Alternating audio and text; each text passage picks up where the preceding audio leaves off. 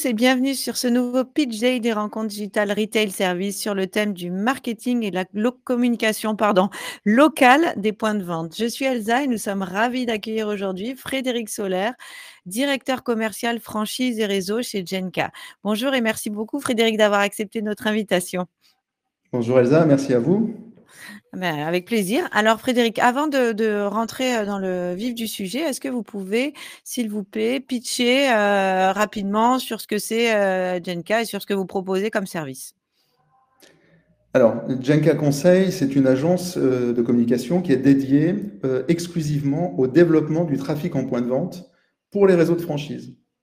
Donc, notre objectif, c'est toujours de développer le trafic en point de vente et on ne s'adresse qu'à des franchises et des réseaux de plus de 30 points de vente. On accompagne donc tous ces points de vente au niveau de la communication locale, pas que digital. On a tout un panel de types de communication pour accompagner les points de vente. On prend le relais, en fait, localement, point de vente par point de vente, ville par ville, pour développer la communication en fonction des objectifs de chacun des franchisés. Genka, c'est 30 collaborateurs qui vont accompagner au quotidien donc, les clients avec un objectif précis, toujours le même, développer le trafic en point de vente, développer le panier moyen, développer la notoriété, surtout suivre les directives de la franchise, de la marque, du franchiseur, et en accord, bien évidemment, avec le franchisé qui, lui, a pour objectif de développer son business. Ok, super. Bon, bah écoutez, merci, c'était très clair. Donc maintenant, on va essayer de préciser un petit peu tout ça et voilà, d'apprendre à mieux vous connaître.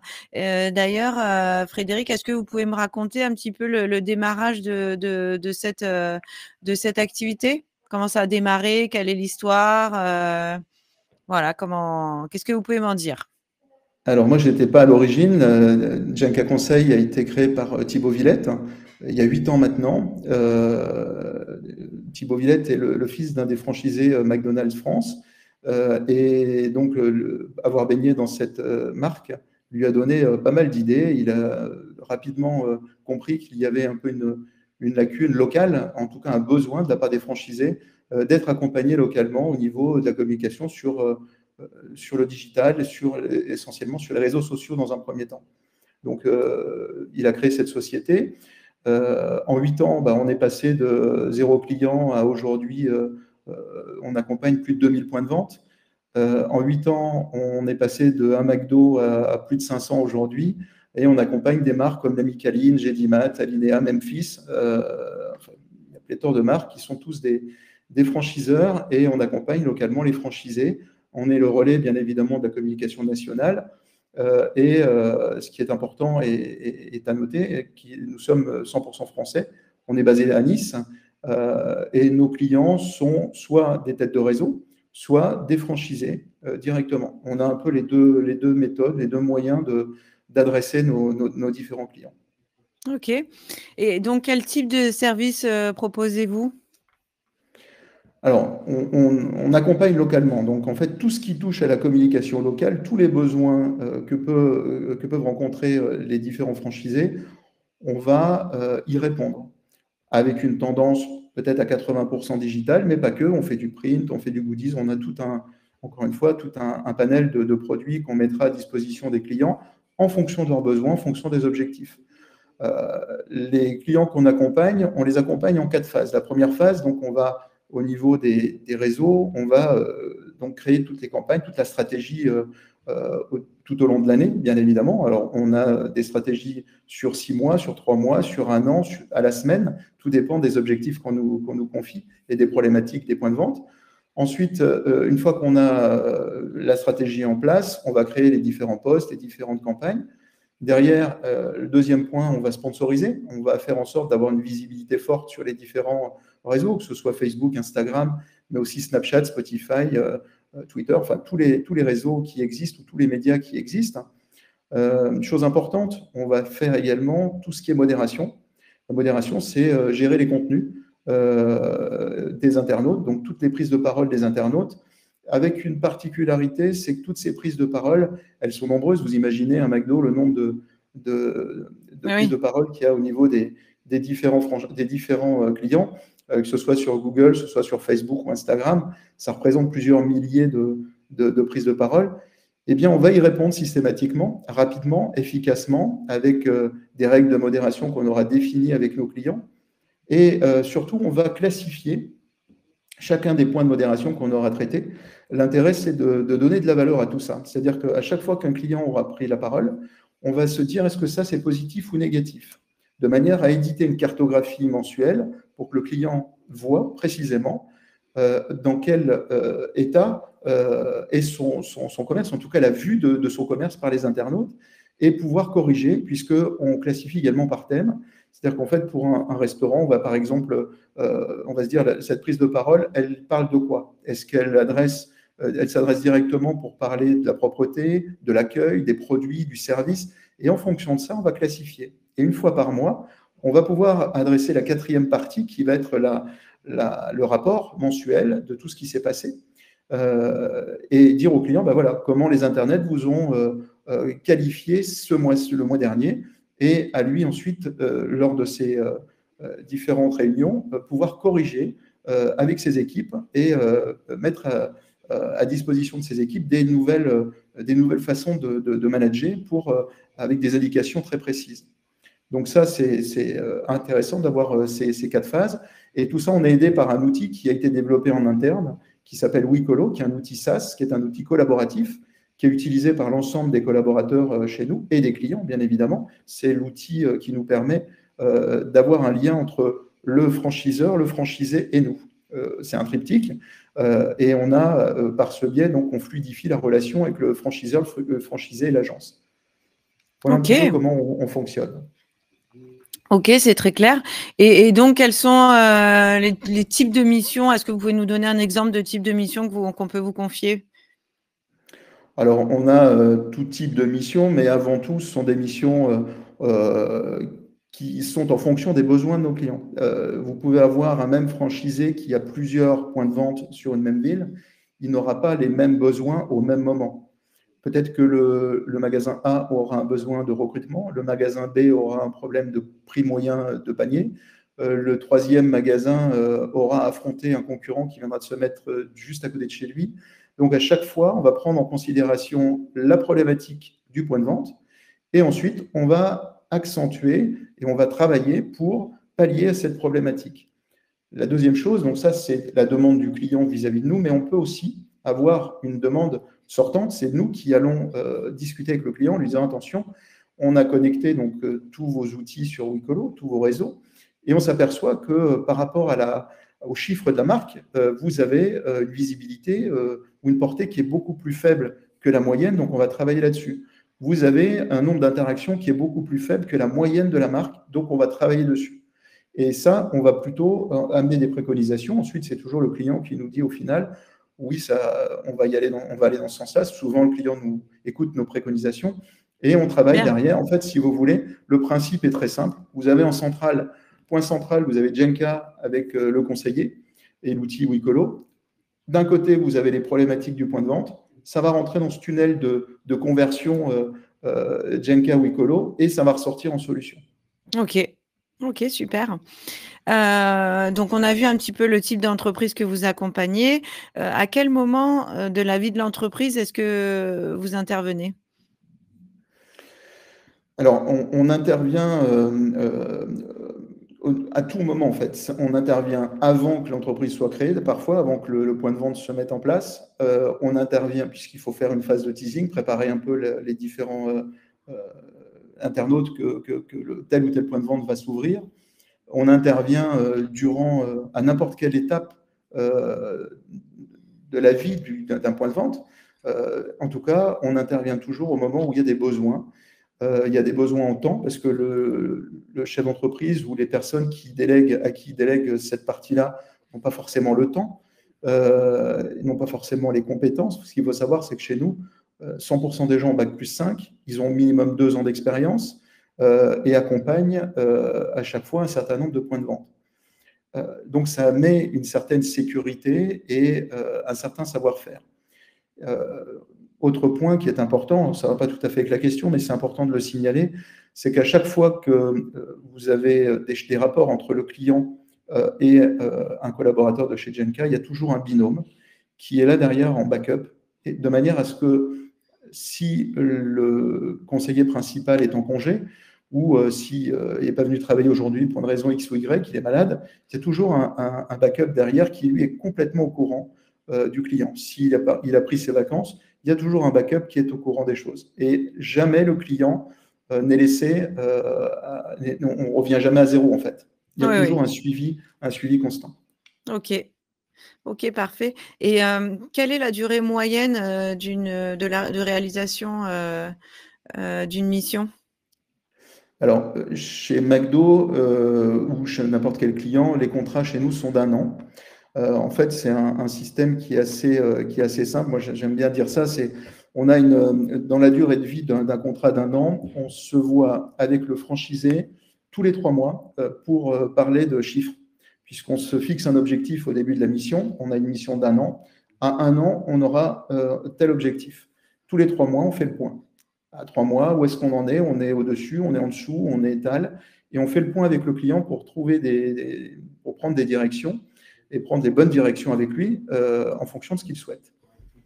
Par contre, tout au long de l'accompagnement, durant 1 an, on a affaire à des personnes qui sont des opérationnels.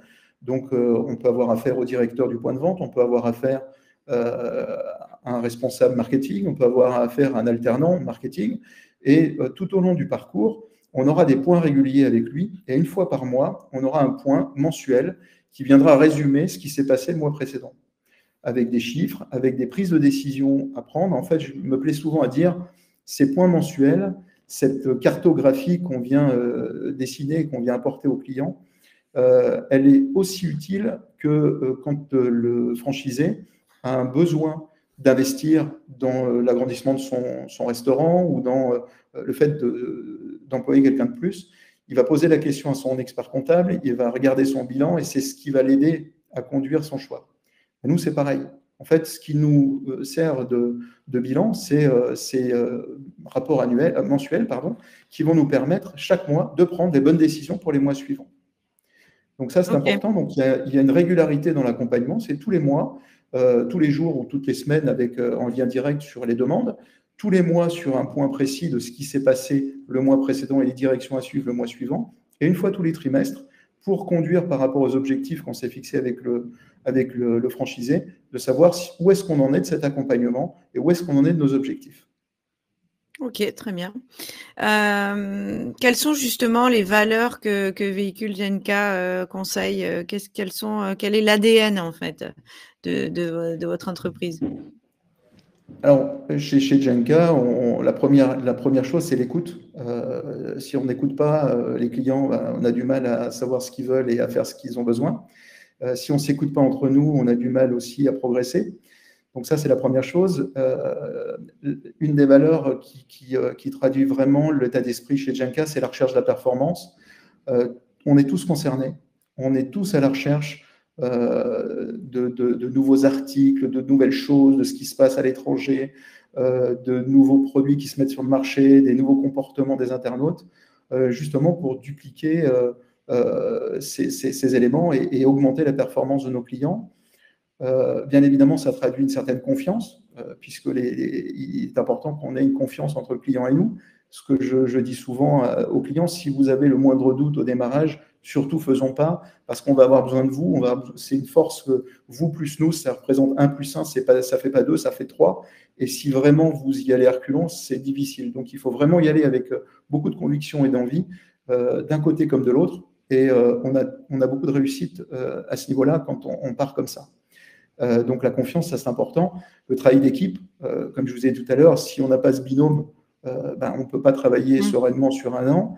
La créativité, ça fait partie des valeurs. Et ça, c'est pareil, hein, c'est sur toute la veille qu'on peut faire aujourd'hui. On se partage ce qui se fait à droite et à gauche.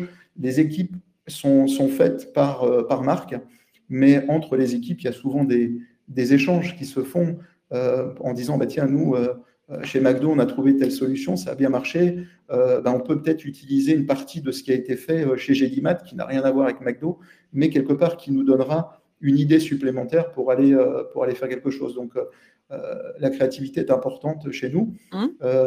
Tout ce qui est nouveau, bien évidemment, et la reconnaissance. Ça, c'est hyper important. La reconnaissance entre nous, de notre travail, la reconnaissance de nos clients vis-à-vis du travail qu'on peut leur fournir. Tout ça se résume avec un objectif qui est toujours le même et toujours l'objectif principal, c'est la réussite et la performance de nos clients. Ok, bon, bah, il y a de quoi faire hein, en termes de valeur, là. Vous êtes très complet, hein, je trouve. Dans votre manière de Merci. faire, ça doit être très agréable du coup de travailler avec vous, puisque effectivement, voilà, c'est un service client en fait. Vous êtes vraiment tourné vers la satisfaction client et je pense que ça doit être très important pour vous, au vu de ce que vous m'avez dit. C'est primordial. Alors, et justement, qu'est-ce qui vous plaît dans votre métier, Frédéric? J'ai souvent la question. Alors, la première chose, déjà, quand je suis venu chez Genka, ça fait 3 ans que je travaille chez Genka. Je suis venu chez Genka pour ce qui m'a fait vraiment venir. Thibaut Villette m'a fait venir à une journée avant de prendre ma décision et avant que lui prenne sa décision, d'échange avec les collaborateurs. Il y avait une bienveillance dans cette entreprise qui a fait que ça a vraiment éveillé mes sens. Et la deuxième chose, quand il m'a parlé de la manière dont il accompagnait les clients, j'ai été vraiment étonné de tout ce qui était chiffres. On mettait du cartésien sur quelque chose qui ne l'était pas.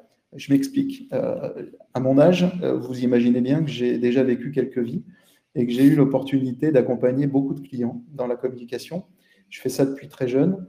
Et à chaque fois, la question des clients, c'était toujours la même. C'est comment on fait pour savoir si ça a fonctionné? Alors, on a inventé des usines à gaz pour se dire oh oui, cette campagne a marché ou cette campagne n'a pas marché. En fait, à se poser toutes ces questions, on complexifie le système et au final, on invente des usines à gaz et on essaie de se rassurer. En fait, le client ne veut qu'une chose, c'est se rassurer. Ça nous rassure aussi un peu nous. Et trop souvent, j'ai vécu des clients qui nous disaient ça a vachement bien marché parce qu'il avait eu sa cousine, son beau-frère et son oncle qui étaient passés à la concession lui dire allez, je t'ai vu sur tel journal ou je t'ai vu en cas. C'est pas ça qui fait la réussite d'une campagne. En fait, plus on est vu, plus on est lu, plus on a de chances que ça fonctionne, à condition d'avoir... C'est la loi du nombre. C'est la loi des nombres, mais à condition de porter une bonne parole. Oui, évidemment. Si vous dites aux gens, tous les billets de 10 €, je vous les rachète 5, vous avez beau utiliser le meilleur média et celui qui a le plus de portée, vous n'aurez personne. Par contre, si vous dites l'inverse, même sur un petit média, vous aurez beaucoup de chances qu'il y ait la queue devant chez vous. Et donc, c'est ce principe-là qui a retenu mon attention. C'est tous ces KPI qu'on est capable de sortir et de faire de nos choix qui ne sont plus des choix de ressenti, qui sont réellement des choix cartésiens. Ça marche, ça doit marcher parce qu'on doit obtenir tel et tel chiffre. Et on obtient ces chiffres-là. Donc, on a une visibilité, on n'a pas la tête dans le guidon. C'est pas au doigt mouillé, et c'est sud-sud-est aujourd'hui, ça ne marche pas comme ça. C'est vraiment très cartésien. C'est ce qui m'a fait venir chez Genka. Après, ce qui est intéressant, c'est vraiment la diversité des métiers et des activités, ça c'est sûr. On passe d'un Amicaline à un McDo, à un AG d'IMAT, et ça c'est intéressant parce qu'à chaque fois, on repart à zéro, on apprend de nouvelles choses, et je me nourris de toute cette partie-là, et tout le monde se nourrit ici de tous ces métiers différents. On apprend tous les jours, en fait. C'est ça qui est intéressant. Génial. Et pourquoi faire appel à Genka, alors, finalement? Si je ne vous ai pas convaincu avec tout ça, il faut repartir à zéro. On va se refaire le webinaire complet. C'est pour résumer. Bon, déjà, la première chose, l'équipe, c'est 30 personnes. Donc, 30 collaborateurs qui s'occupent de gérer les clients. Après, on a des modérateurs. Après, il y a beaucoup de gens dans cette équipe. Donc, déjà, c'est la certitude d'avoir toujours quelqu'un et d'avoir de la compétence, d'avoir un historique, d'avoir un certain nombre de métiers, d'activités depuis plusieurs années qui ont été travaillés. Donc, ça, c'est la certitude d'avoir un niveau de connaissance important. Comme je vous le disais tout à l'heure, on a l'ensemble des collaborateurs qui a Bac+5 et à minima quelques années d'expérience dans le marketing, dans la communication. On regroupe aujourd'hui chez Genka 11 métiers au sein de l'agence. souvent, on nous dit, oui, vous êtes community manager. Non, c'est des Pas CM, mais ce que. n'est pas community manager. C'est des conseillers marketing. Et dans le mot conseiller marketing, vous avez un certain nombre de compétences. Alors, tous n'ont pas les 11 compétences, mais au sein de l'agence, les 11 compétences sont répertoriées. Donc, il y a, comme je vous disais tout à l'heure, au niveau des valeurs, l'entraide est importante. Et quand un collaborateur a un besoin par rapport à son client, il ira chercher la bonne personne, la personne référente qui, lui, va avoir un savoir au top pour pouvoir vraiment répondre aux questions. Oui, ce sont des Donc ça, experts, en fait. c'est ça. Ce sont des experts en marketing digital, mais pas que, hein, marketing également au niveau du print et autres. Pourquoi venir chez Genka? Parce qu'on a un outil qui a fait ses preuves et qui est un outil qui nous appartient, qui s'appelle Wicolo, où là, on connecte tous les médias de nos clients et tous les réseaux sociaux dessus, et on a vraiment des résultats en instantané qu'on peut visualiser nous et que le client peut visualiser. Donc ça, c'est intéressant. On a la capacité de traiter aussi bien une entreprise qui possède 50 points de vente qu'une entreprise comme McDo qui en possède 1700. Donc ça, c'est intéressant. Ce qui est important de bien comprendre également, c'est que aujourd'hui, l'outil nous permet, on a développé une fonctionnalité dans cet outil qu'on est les seuls à avoir développé, qui est la fonction agence. C'est-à-dire que jusqu'à maintenant, il y avait un outil entre la tête de réseau et les franchisés, Oui. donc où ça allait dans un sens et parfois peu dans l'autre sens. Nous, on a vraiment un outil qui va dans les deux sens. C'est-à-dire qu'aujourd'hui, on travaille avec 500 McDo qui sont connectés en permanence. On peut recevoir 150 demandes sur une même journée, qui émanent des différents points de vente et des demandes qui sont complètement différentes. Donc là, elles arrivent directement chez nous, elles sont traitées immédiatement et on crée en 48 heures. On a une équipe également avec un studio intégré, avec un certain nombre de graphistes qui vont travailler, ils vont suivre toutes les requêtes qu'on va leur demander et ils vont travailler les postes directement qu'on va pouvoir derrière diffuser. Donc il nous faut 48 heures entre le moment où il y a une demande et le moment où on va être à même de diffuser. Donc hyper personnalisation, hyper réactivité. Bravo. Voilà. Et pas que. C'est un peu ça. Et pas que. Très bien. Pour terminer, quel conseil est-ce que vous donneriez à une entreprise qui a envie de se lancer dans la recherche d'un prestataire, justement, avant qu'elle se lance dans la recherche d'un prestataire, dans la communication et le marketing, par exemple? C'est difficile, cette question est difficile en termes de réponse. C'est sûr qu'avec un œil d'expert, c'est beaucoup plus facile de repérer la bonne entreprise que celle qu'il ne nous faut pas. Oui, bien je sûr. dirais que quand vous choisissez une structure, il faut vérifier donc, que la structure elle est présente depuis déjà un petit moment, qu'elle a l'habitude de fonctionner au niveau marketing digital. Aujourd'hui, il y a vraiment beaucoup d'écoles en France qui forment des community managers. Enfin, tout dépend de ce que veut le client, mais s'il a envie d'être accompagné à 360 localement, Oui. il faut vraiment qu'il ait affaire à des gens qui aient une vraie expertise et une vraie expérience et qui aient des références clients. Pour vous donner un ordre d'idée, chez nous, ça fait 8 ans qu'on accompagne des points de vente. On en accompagne aujourd'hui près de 2000. Quand on prend les chiffres, les contrats, c'est des contrats d'1 an. Au bout de 11 mois, nos clients répondent à la question stop ou encore. Donc, soit on arrête, soit on continue. 91% en cumul depuis 8 ans, on dit encore. Donc ça, c'est un chiffre qui doit être important à connaître, parce que si 91% des clients vous disent encore, c'est que quelque part, ils ne sont pas tous tombés sur la tête, ils n'ont pas tous envie de dépenser de l'argent pour rien. Donc globalement, c'est qu'il y a une certaine sécurité et une certitude d'avoir un accompagnement positif et d'avoir des résultats. Donc le premier conseil, c'est de dire faites attention. Regardez si l'entreprise a vraiment de l'expérience, accompagne un certain nombre de points de vente dans des métiers différents et les accompagne avec brio. Après, c'est très facile. Hein. Il suffit de se rendre sur leurs réseaux sociaux et vous voyez ce qu'est capable de faire l'entreprise. Donc ça, déjà en termes de visuel. Mais le visuel ne fait pas tout. Hein. C'est tout ce qui est derrière qui est invisible, qui a de la valeur. Donc ça, c'est important. Dans notre métier, il y a beaucoup d'acteurs. Il y a beaucoup de gens qui se mettent à leur compte, qui sont tout seuls. il faut se poser la question, qu'est-ce qui se passe si la personne tombe malade ou si la personne arrête son activité? Qu'est-ce qui devient? Qu'est-ce qui se passe? En tout cas, faites bien attention à une chose, gardez bien les codes, notamment de vos réseaux sociaux, restez bien administrateur, faites en sorte. Combien j'ai de clients aujourd'hui qui possèdent 2 ou 3 comptes Facebook, 2 ou 3 comptes Instagram, parce qu'ils ont perdu les comptes, parce qu'ils ils ont racheté une entreprise qui elle-même avait été rachetée, et à chaque fois on recommence, on repart à zéro. Et des fois, quand on repart à zéro, même tout le temps, le nouveau compte Instagram qu'on va créer, il sera moins visible que celui auquel on a plus accès. Donc ça, c'est un problème aussi.